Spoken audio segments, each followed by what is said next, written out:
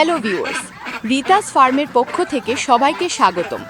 হাঁস পালনে সবচেয়ে গুরুত্বপূর্ণ বিষয়টি হলো সঠিক সময় সঠিক ভ্যাকসিন বা টিকাদান।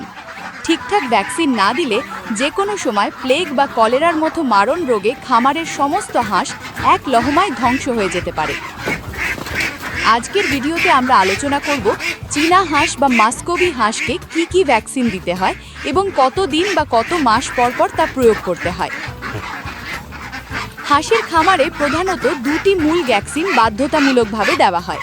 একটি হলো ডাক প্লেগ এবং অপরটি ডাক কলেরা। অনেকেরই প্রশ্ন থাকে এই ভ্যাকসিনগুলো কতদিন পর বা কত মাস পর দিতে হয়। প্রথমত 3 সপ্তাহ বা 21 দিন বয়সে হাঁসের বাচ্চাকে প্রথম ডাক প্লেগ ভ্যাকসিন দেওয়া হয়।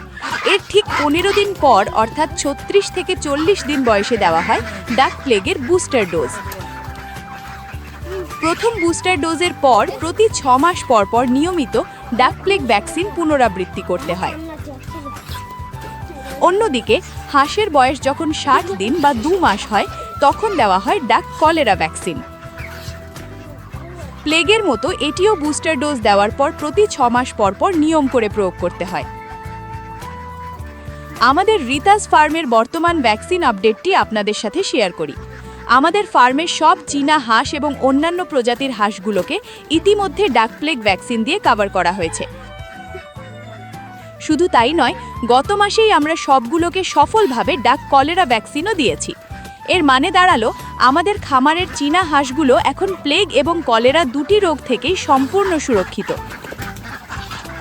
এখন থেকে প্রতি 6 মাস পর আমরা এই দুটি ভ্যাকসিনের বুস্টার ডোজ নিয়মিত দিয়ে যাব, যাতে খামারে কোনো জীবাণু ছড়াতে না পারে।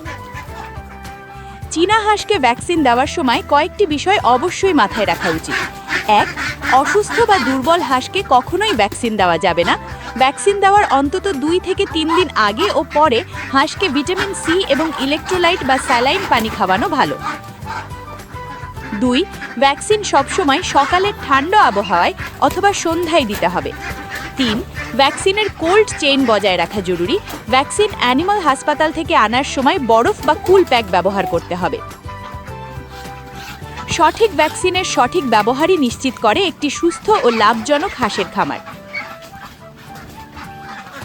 আপনাদের খামারের হাঁসগুলোকে নিয়মিত ভ্যাকসিন দিচ্ছেন তো? কোনো প্রশ্ন থাকলে কমেন্টে জানান। পরবর্তী আপডেট দেখতে রিতাস ফার্মের সঙ্গেই থাকুন এবং চ্যানেলটি সাবস্ক্রাইব করুন। ধন্যবাদ।